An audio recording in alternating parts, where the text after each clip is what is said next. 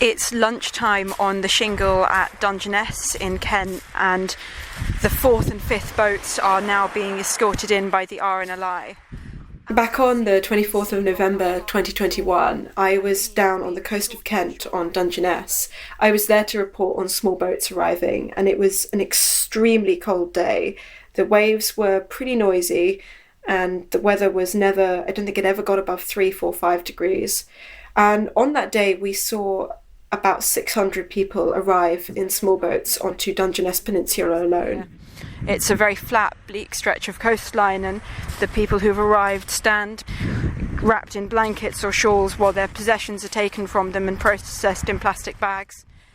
It was a very desperate situation, with a lot of people arriving from boats that were falling apart in rescuers' hands, huddling on the beach, waiting for someone to take them to a processing centre.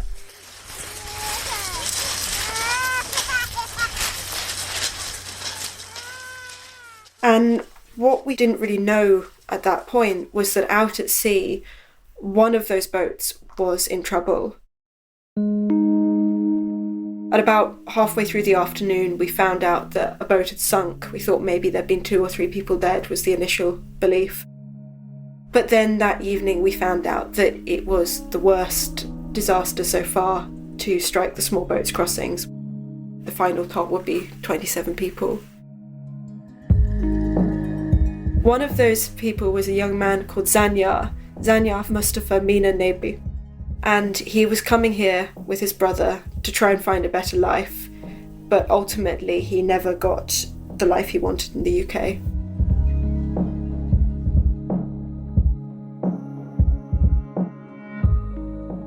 In the 18 months since Zanya Mustafa Mina Nebi drowned on that boat, Emma Yeomans and a team of reporters have been looking into the murky world of people smuggling. Emma's been investigating how untraceable middlemen facilitate payments between the smugglers and the smuggled, and how an ancient banking system allows this whole industry to flourish in the shadows.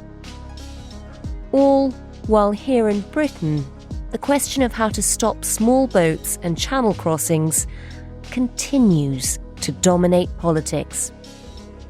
We will pass new laws to stop small boats, making sure that if you come to this country illegally, you are detained and swiftly removed. Even if this bill succeeded in temporarily stopping the boats, and I don't think it will, it won't stop conflict or climate migration.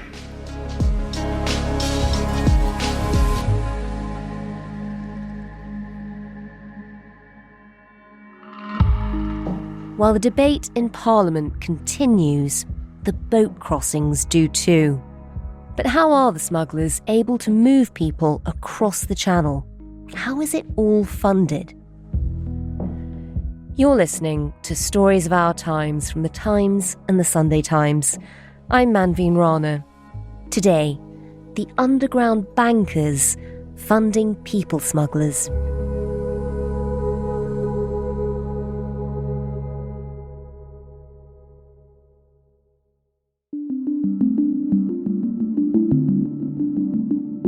I'm Emma Yeomans. I'm one of the news reporters at The Times.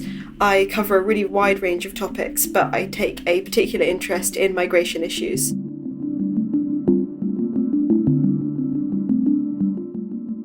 And that day, 18 months ago, when you're standing there in the cold by the sea, watching hundreds of people make it to Britain, but also knowing that disaster is unfolding out at sea, how did that lead to the investigation you've been doing?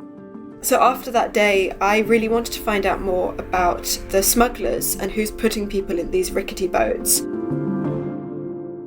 We were also really interested in how people on the move manage their money for these journeys, knowing that, as I'd been told that day on the beach, it's extremely expensive to cross the English Channel.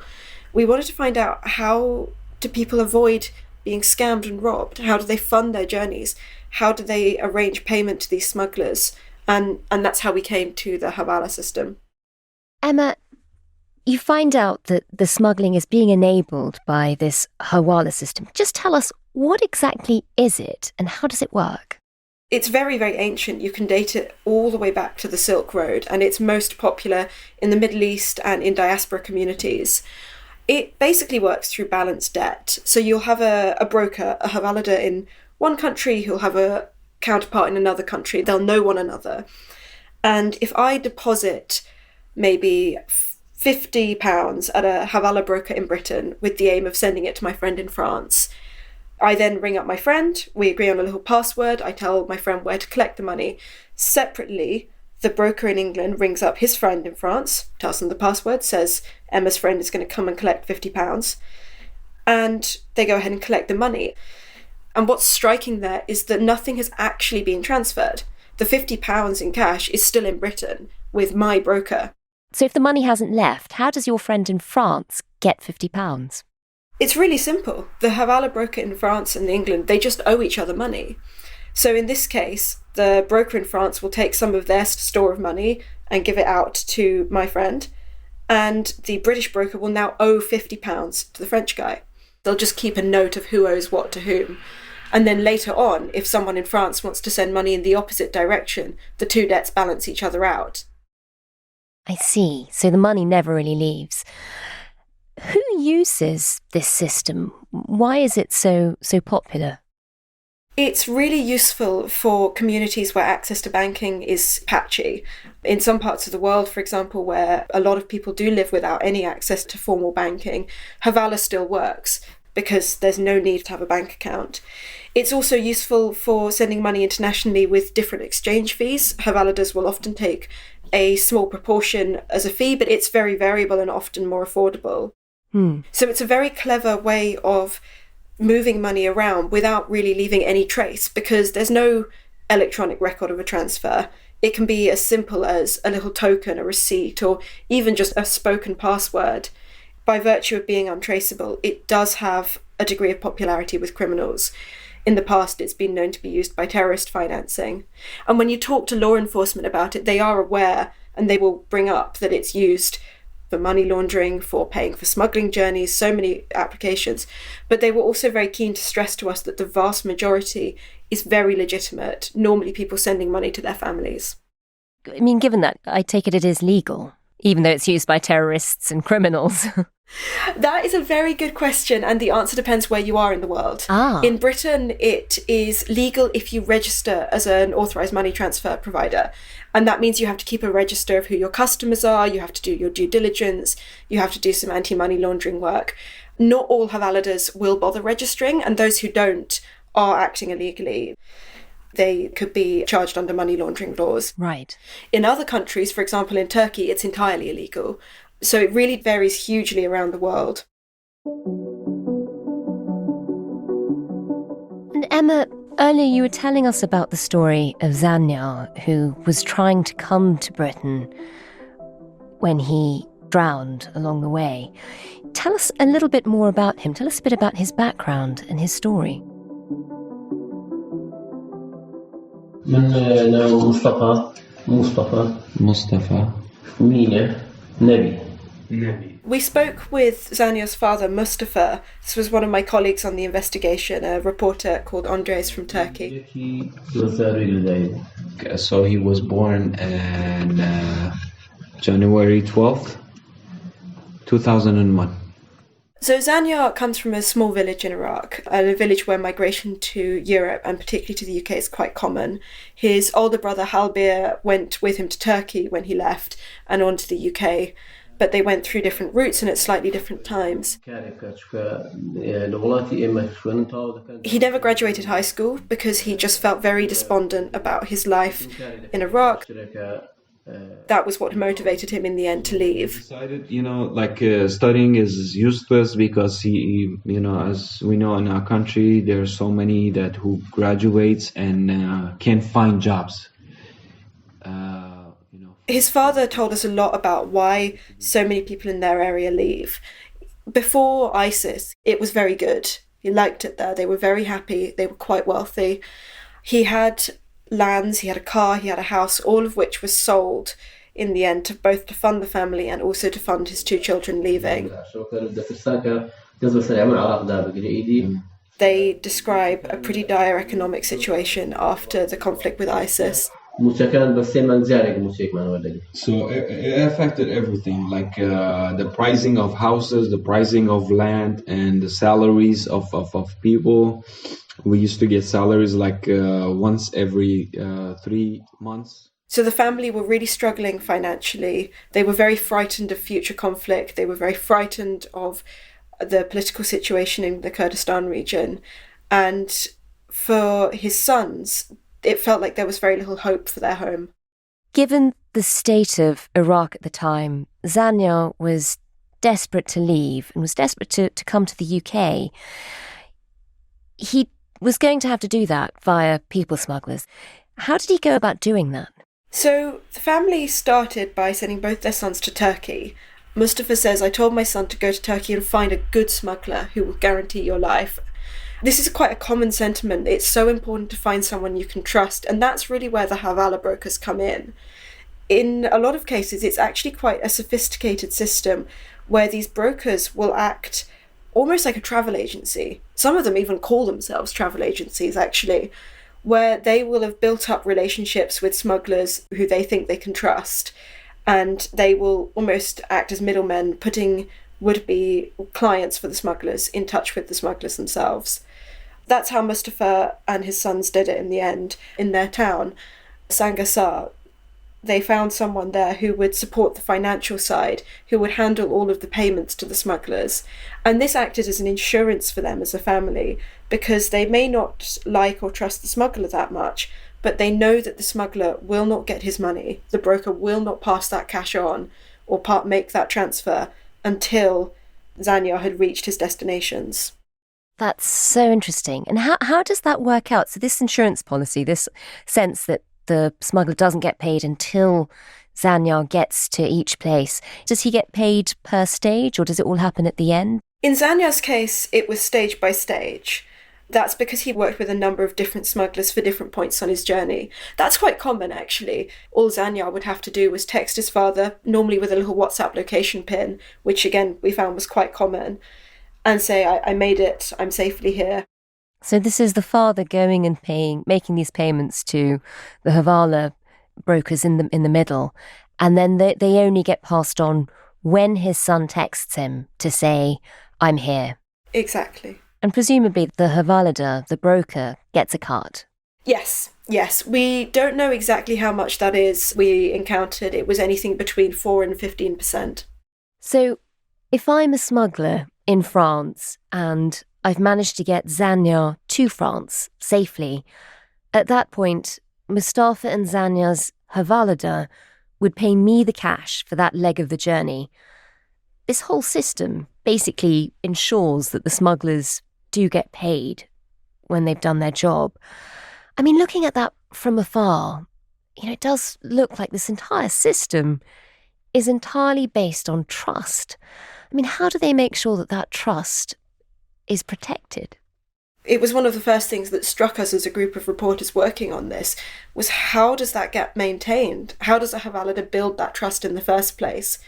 The answer in a lot of cases is that they're a well-known community figure. So in Mustafa and Zanya's case, the broker they used was someone senior and well-known in their local community. Everyone would have known him. They would have all used him, or the majority of people would have worked with him at least once or twice with other financial affairs. So to screw over one person is to jeopardize his entire business as a hawala broker. And that's a running theme. So he's saying over here, it's especially in this area, it's a tribal thing, and he won't ruin his reputation. They won't betray someone else. They only operate on trust, and the moment that's broken, they lose all of their business. So it's a fairly short-term gain if you were to break someone's trust on that. That doesn't mean it doesn't happen, though. We did hear about cases in which hawaladers had taken the money and run or not transferred it properly, but it was exceptionally uncommon, and it was very rare to find anyone who didn't trust them. That's remarkable. Because it's a lot of trust, and it is an insurance policy for the family to make sure that the smugglers do what they're promising they will. In terms of legality, I mean, I know we've said that this system of payments is legal in this country. Is what they're doing there, though, using it to pay smugglers, is that entirely legal? No, it isn't. It isn't. And the NCA, the National Crime Agency, are and have been investigating specific hawala brokers for this. It's illegal under two grounds. Firstly, the brokers who do this within the UK, which are rare, most of them are not based in the UK, but there are some. The brokers who do it are tending not to be registered, which means that their whole business model is legally just money laundering. They also face charges in some cases for facilitating illegal immigration. The NCA described it quite bluntly as a criminal escrow. They do see it very, very directly as making smuggling possible, but also I think in that there's a recognition that it makes it safer for migrants, and that this is quite an important insurance system for migrants.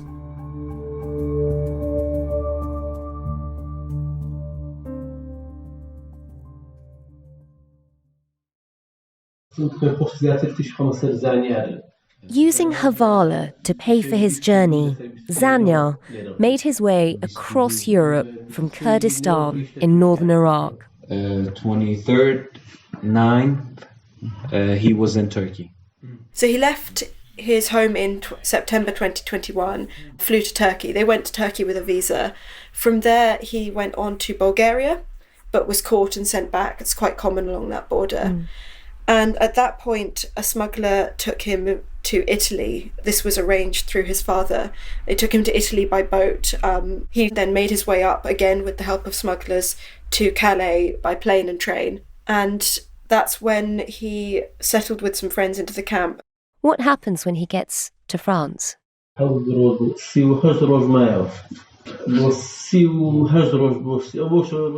France, he spent around 39 days in the camps in Calais, which is quite a long time to be somewhere that cold and that lacking in resources. And at this point, we understand that there was a fair bit of pressure on him, and this is very common, actually, that the smugglers know they're not going to get paid until their charge reaches the other side of the channel.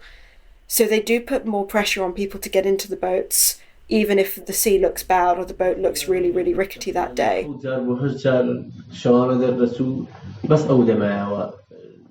was unlucky, you know. He tried to go with a couple of groups. The trip was getting cancelled, or, you know, it was a lot of things. That's why he was unlucky. It didn't happen. He made multiple attempts to cross.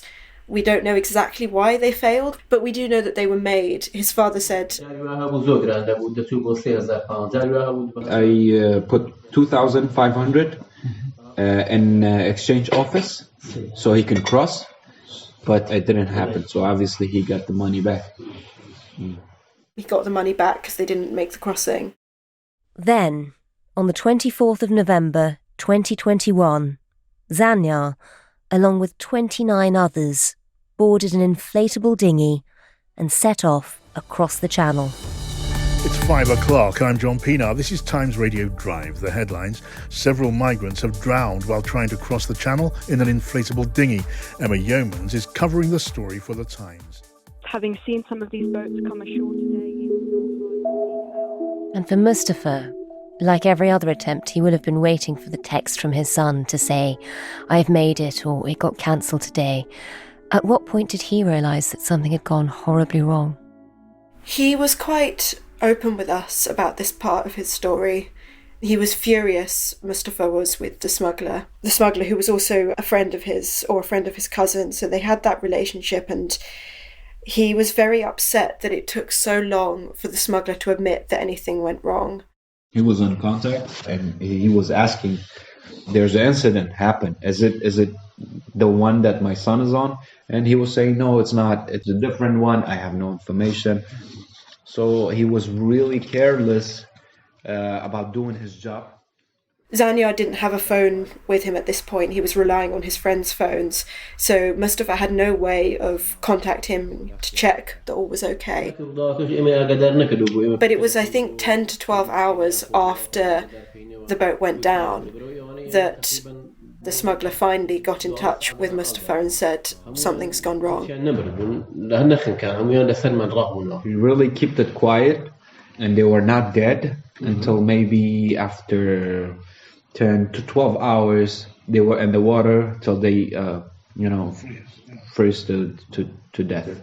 Yeah, if he did something, called us, warned some other people, maybe we would have done something, but it's his fault. The fault is on him.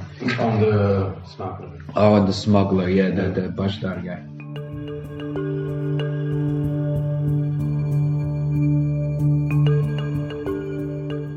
Emma, a horrifying case like that really does bring home, the dangers of smuggling and why it's such a concern for the authorities. At the moment, hawala itself as a system is legal in Britain. There are question marks about how it's being used within this context of smuggling. Are there any moves by the authorities here to criminalise any part of it or to try and crack down on the people who are involved? Because it is possible to do it legally and regulated in this country, I think it's very unlikely we'll see any moves to change that status. It's just too useful. Even law enforcement, while they were telling us about cases they were aware of where it was being used for migration, where it was facilitating smuggling, they were also stressing to us that the vast majority of transfers are perfectly legitimate. Normally, people trying to send a bit of money home to help their families. So I think it's highly unlikely we'd see a change to its legal status in the UK. That said, there are countries where it's more or less regulated, and I'm sure law enforcement would welcome a more coherent global regulation of it so that there are registers of transfers, we do know who's using it, and that a transfer, once it's made, isn't essentially invisible. And Emma, you've been looking at migration for months now. It's a subject you're covering in real depth. It is also one of the big subjects on the British political agenda. An answer. Because the reality is, Mr. Deputy Speaker, those arguing for open borders via unlimited, safe and legal routes are of course entitled to do so. But they should do so honestly. They shouldn't try to deceive the public, Mr. Deputy Speaker, by dressing up what is an extreme political argument in the fake garb of humanitarianism. Nor, Mr. Deputy Speaker, nor should they pretend that the UK doesn't have global, safe and legal routes. In recent years, our country-specific routes... Policymakers are constantly trying to work out what to do about small boats making the crossings. From what you've seen, would this be an effective arena for policymaking? Is this something that they should be looking at, the money transfers and the way they enable smugglers to do what they do? I don't think so.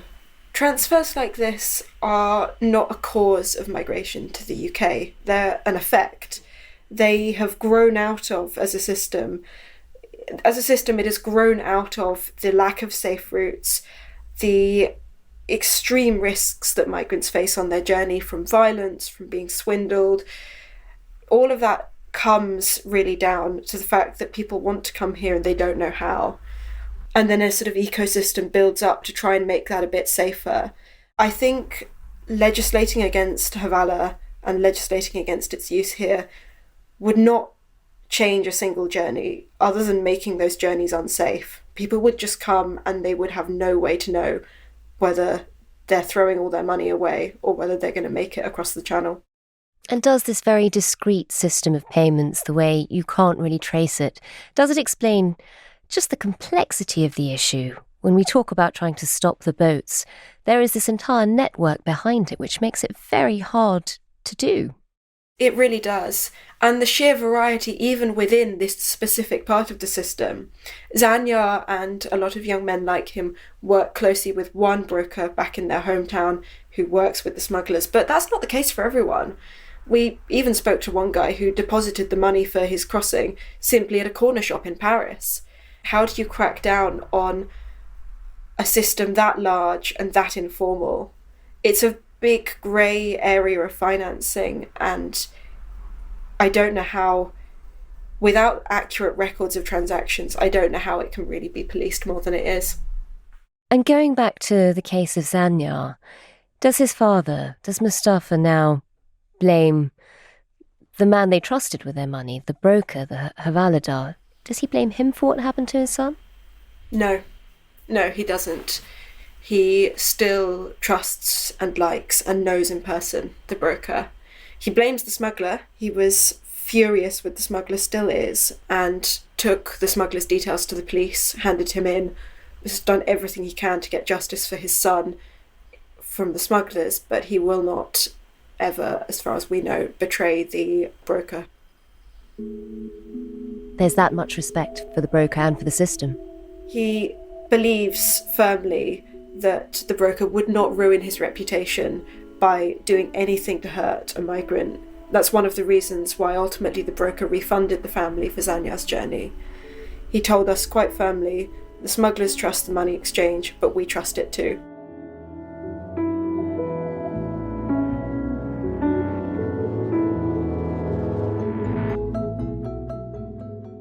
Zanya Mustafa Mina Nabi was 20 years old. His body was found at sea.